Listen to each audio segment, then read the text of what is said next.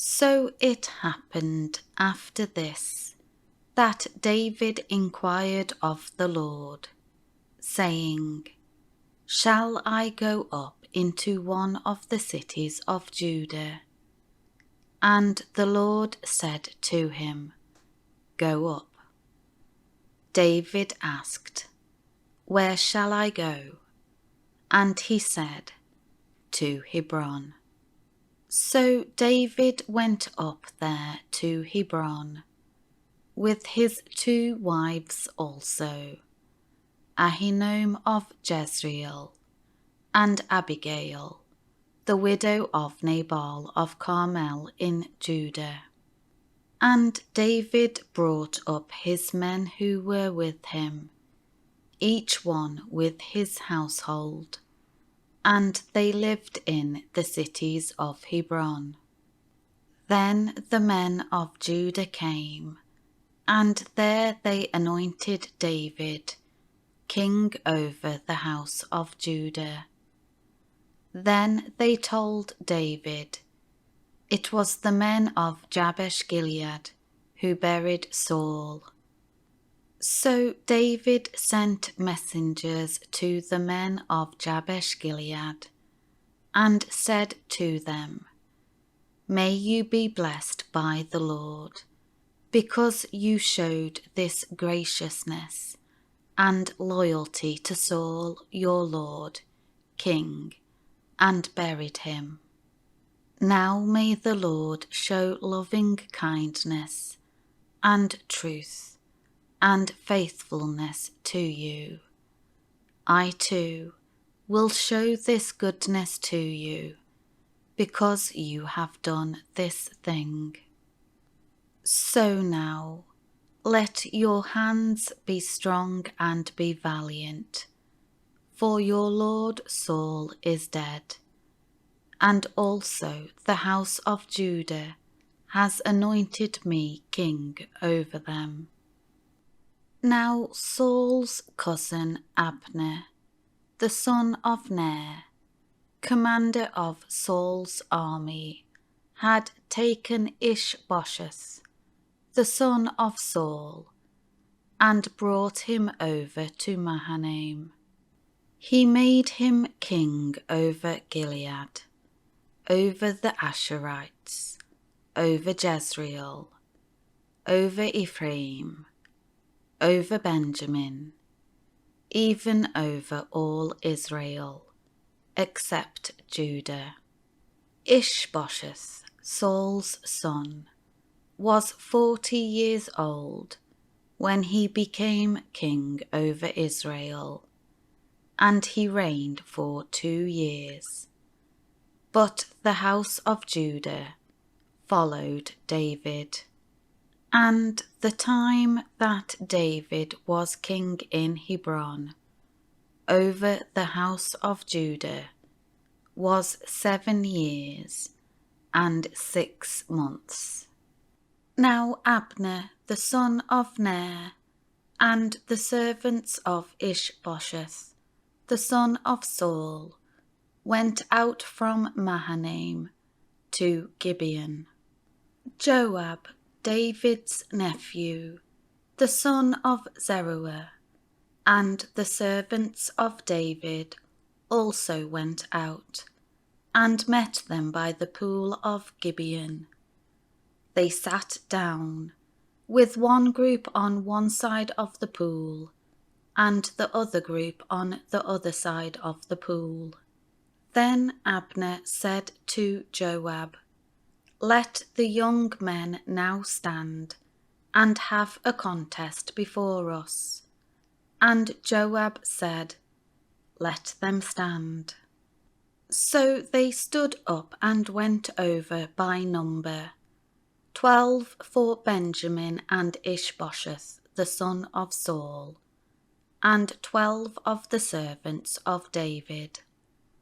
Each one of them seized his opponent by the head, and thrust his sword into his opponent's side. So they fell down together. Therefore that place was called Helkath-Hazarim, that is, the field of sides, which is in Gibeon. There was a very fierce battle that day, and Abner and the men of Israel were beaten before the servants of David.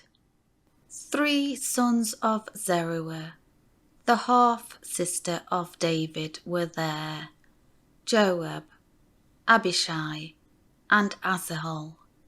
Now Asahel was as light and swift-footed as one of the wild gazelles in the field.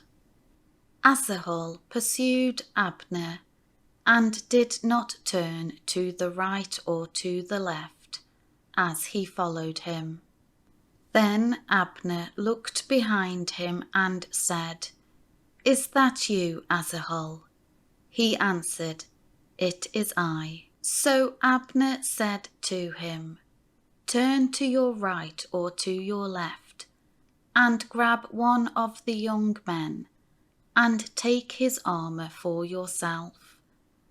But Asahel was not willing to turn away from pursuing Abner. Abner repeated again, "Turn away from following me. Why should I have to strike you to the ground? How would I be able to face Joab your brother and look him in the eye?" But Asahel refused to turn away. So Abner struck him in the abdomen with the butt end of his spear, and the spear came out his back, and he fell there and died on that spot. And it came about that everyone who came to the place where Asahel fell and died stood still and reflected. But Joab and Abishai, Asahel's brothers, pursued Abner. When the sun was going down, they came to the hill of Ammah, which is in front of Jair, on the way to the wilderness of Gibeon. And the sons of the tribe of Benjamin gathered together behind Abner, and became one troop, and took their stand on the top of a hill. Then Abner called to Joab, "Must the sword devour forever? Do you not know that it will be bitter in the end? How long will it be before you tell the people to stop pursuing their brothers?" Joab said, "As God lives, if you had not spoken, then the people certainly would have stopped pursuing their brothers in the morning." So Joab blew the trumpet, and all the people halted, and no longer pursued Israel, nor did they fight any more. Then Abner and his men went through the Arabah desert region all that night, crossed the Jordan, went through Bithron, and walked the whole morning, and came to Mahanaim, where Ish-bosheth ruled Israel. Joab returned from pursuing Abner, and when he had gathered all the people together, 19 of David's servants were missing, besides Asahel. But the servants of David had struck down many of Benjamin and Abner's men, so that 360 men died. And they picked up the body of Asahel, and buried him in the tomb of his father in Bethlehem. Then Joab and his men walked all night, and they arrived in Hebron at daybreak.